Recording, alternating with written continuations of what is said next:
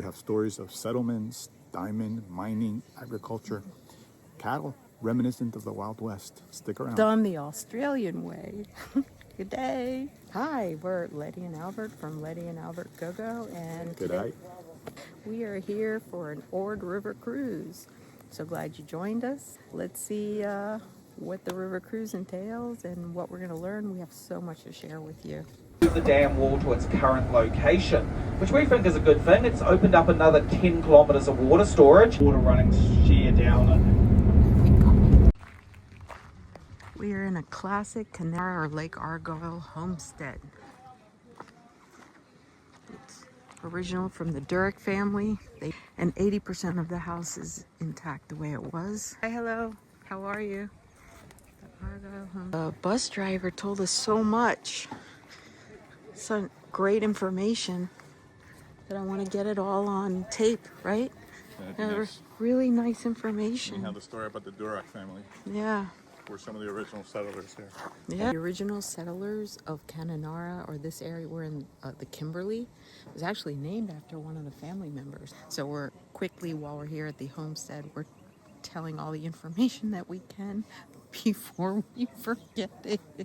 So this homestead that we're at today was originally from the Durack family, and there were settlers that came from Ireland too, came to Australia. And he was in Queensland, and then eventually he came out here, and it's the Durack family from Galway in Ireland. There's some pictures there I'm going to show you. And there were some of the original settlers, and they brought the cattle industry. They did the cattle drive. Yeah, they did over. the cattle drive. It was about 7,500 cattle that they started with, ended up with about half when they got here.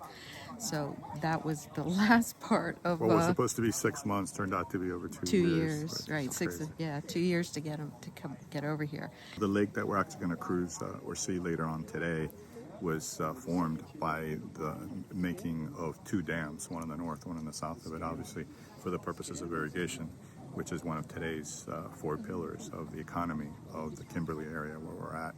First being mining, which was also one of the original prospecting settlement. How got people here. So mining was due to was a gold rush, and then told a whole bunch of information about a whole bunch of different companies, mining companies. Basically because of the tectonic action in the area and the chemicals that they had seen in the river, it was supposed that there would be diamonds in the area. So originally, in regards to the diamond, there was some prospecting going on.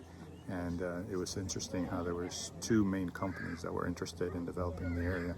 One had the land rights but had done nothing. The other one started to survey the land for that purpose and realized that there actually were diamonds, and there were a lot of diamonds. In fact, they described on the southern side one riverbed that looked like it was covered in glass. Turns out the glass was actually diamonds. She found diamonds. She found all different color diamonds, but on top of all the diamonds they found, and I forgot the number. I mean, you can look it up, but like millions of dollars of diamonds. But they also found 90% or 80% of the world's pink diamonds. So that was one of the other pillars.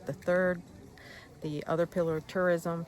And then the other one is the irrigation, which is also fascinating. They found a way to irrigate the area for farming, and it's amazing what they're doing here. Turns out there's so much water in the rainy season that they measure the volume of water in this lake as Sydney harbors. So right now there's about 40 Sydney harbors of water for as irrigation. A reservoir that's being used for irrigation. It's fantastic. In the river, which is incredible.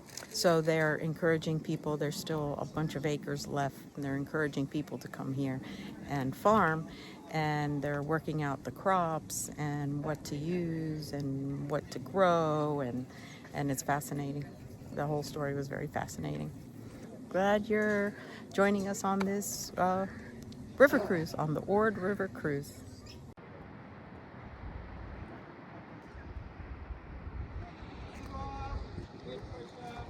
Hi guys, welcome to Lake Argyle. We're on the top dam, the north part of the lake. Looks a little bit like Lake Powell.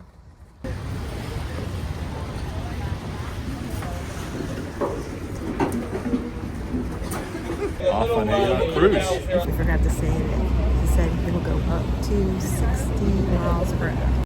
About 60 kilometers to Kununurra. He's looking for a croc. I guess I shouldn't put my arm over.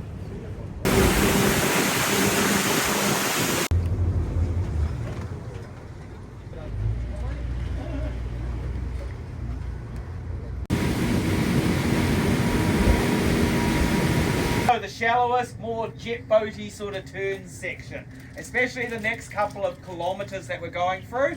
We'll be going through some of our shallowest water, only 2 foot of water in some parts, yeah? So for the next couple of Ks, just relax, enjoy the scenery as we come along, and then once we get to the bottom of it, I'll make a stop and have a talk with you, yeah?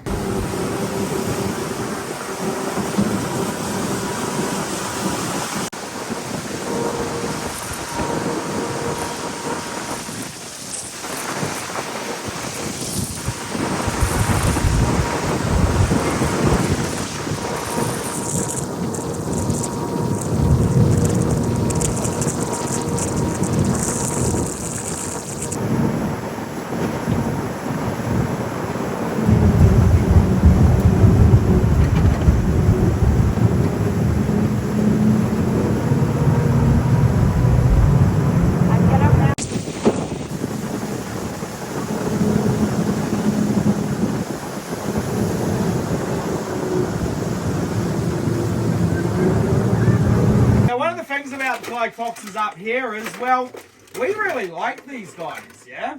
Because there's not really been until humans have started to come in close proximity in the cities where the colonies are moving to, and they're only going there because of loss of habitat, that we've really started to do research into them to find out what they actually do.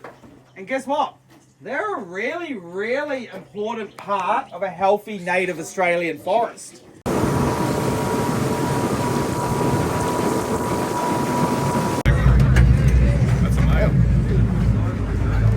Big dude.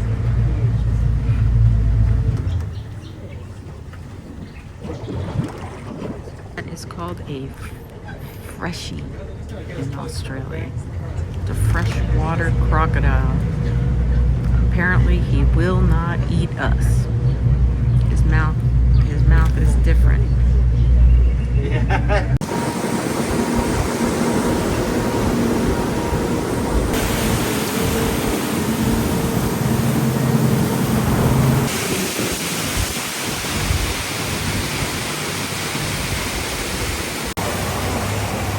White-bellied or white-breasted sea eagle. So Australia's largest fishing bird of prey, the second largest bird of prey that we have. Wingspan of 2.2 metres.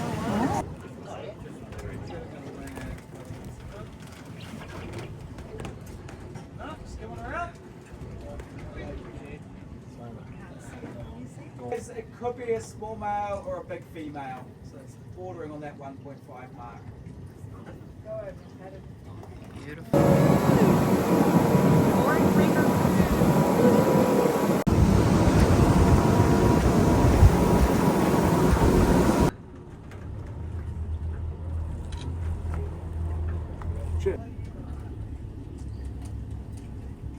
He's like, what are you guys looking at?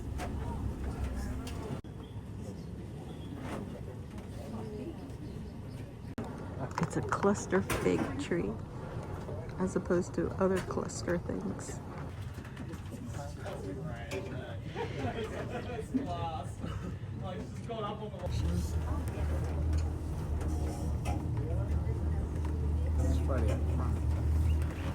But mainly they're migratory to Lake Kununurra and Lake Argyle.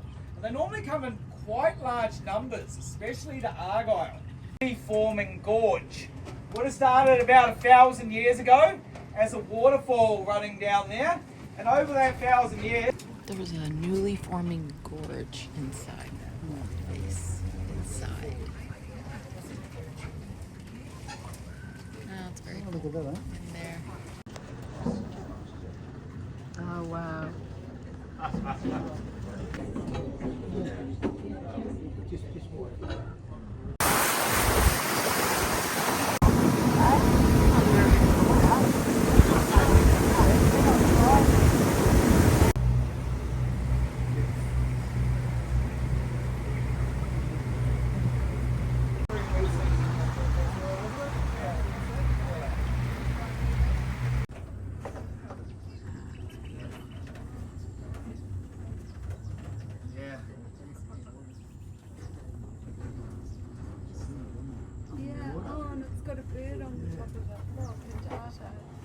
Definitely hear that wallaroos still hanging around.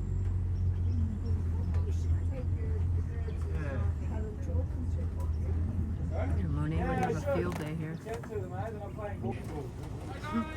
Hey!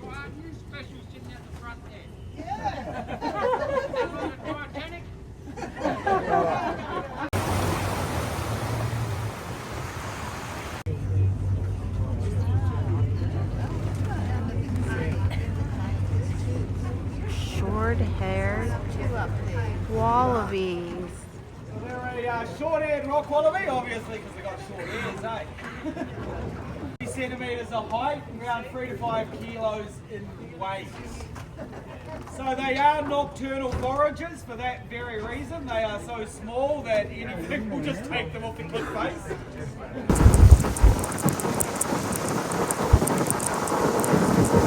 Nigel.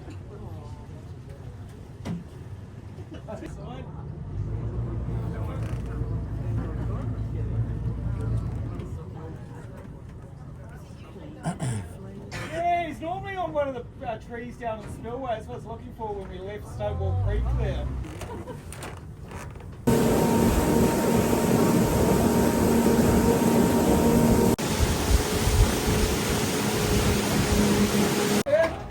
So we started today up here at Lake Argyle. That's our little dam wall today, there. And we have come along this section here. We've come down from the dam wall, down along this section here, through our fast water. We made a stop in there to have a quick little chat about crocodiles, that creek for a little bit, before shooting back along here. Coming down, a bit more crocodile spotting and some wildlife. Came down a little gorge. And then we made a little stop there for afternoon tea before coming into Stonewall Creek.